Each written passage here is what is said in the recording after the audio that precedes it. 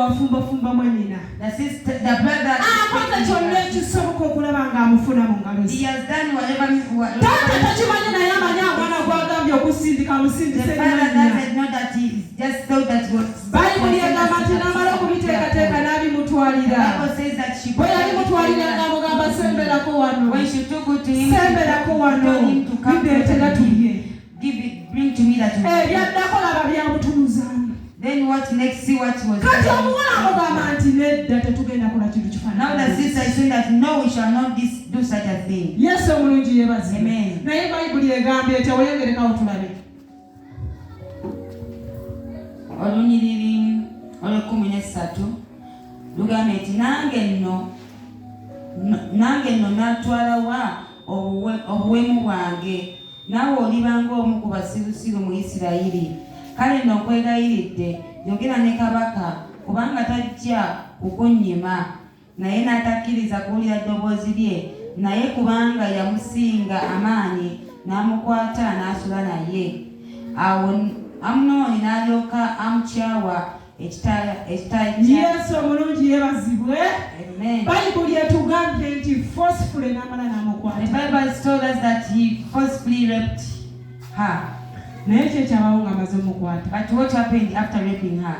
Yamutwala olowooza. Did he take her? Olowooza yamuwasa. Do you think he married her? Bayibuli etugambye nti oluvannyuma lw'okumukwata. Bible says that immediately. Guli omukwano gwe yalina oguyiikayiika nti n'okulya sisobola kulya w'otali. Bayibuli etugambye nti gye yakoma okumukyawa nga tatayagala kutunula ku mbwa. The Bible told us that the more he loved her, the more he hated her. Yesu omulungi yeebazibwe. Praise Jesus.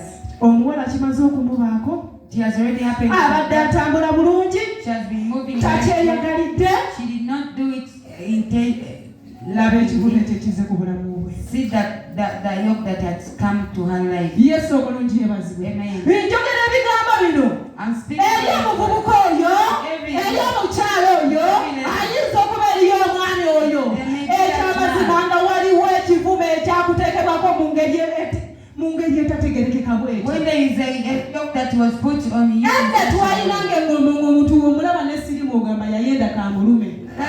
Sometime back we used to have a. Naye asaba n'abanyabo tebigenza okutambula nga tweyongera.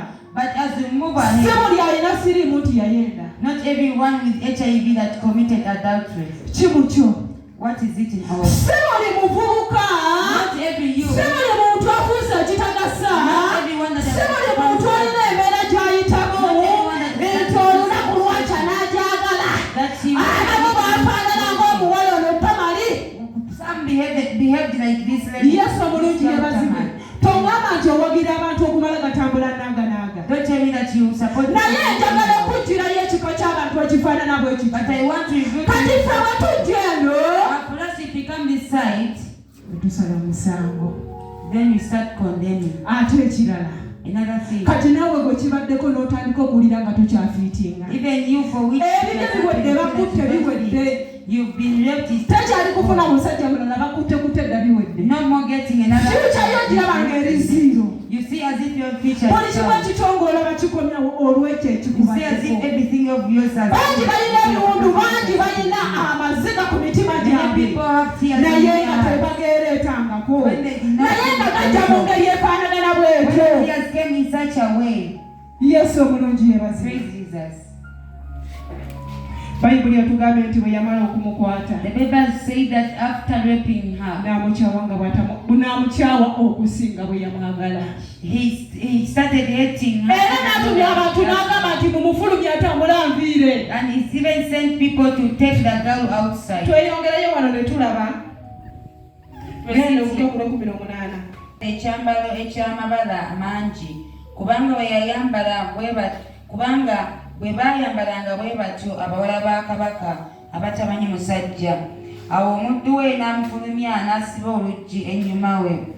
Awo Tamali n'ateeka evvu ku mutwe gwe n'ayuza ekyambalo kye ky'amabala amangi kye yali ayambadde ne yeetikka omukono gwe n'agenda ng'akaaba. Yesu omulungi yeebazibwe. Tamali yeekuumidde mu Katonda. had kept her ekimubaddeko ku bulamu bwe. See what Mu kiseera kino omuwala ono yalabira ddala nga tekyali future. At this time the girl saw Mu that kiseera kino omuwala yalabira ddala ng'ensawulire ekomye. Nga tekyalina w'asobola kweyongera. Afuuse ekitagasa. Afuuse ekivume. Naye bassebo ne bannyabo. Waliyo Katonda ajjawo ekivume. Okimanyi nti waliwo abavubuka abali wano omulaba na mwana naye ng'embeera yamuliko tasobola gikunnyonnyola. Ekyamazima nga teyayenda naye ng'ebintu bwe bityo byajja mu bulamu bwe. Abaana bazaalibwa nga bazaaliddwa mu ngeri efaanagana bw'eti. Kwegamba ekivume ne kibeera ku bulamu bwe. Buli watambula ng'awulira yeesabira emisango egiye.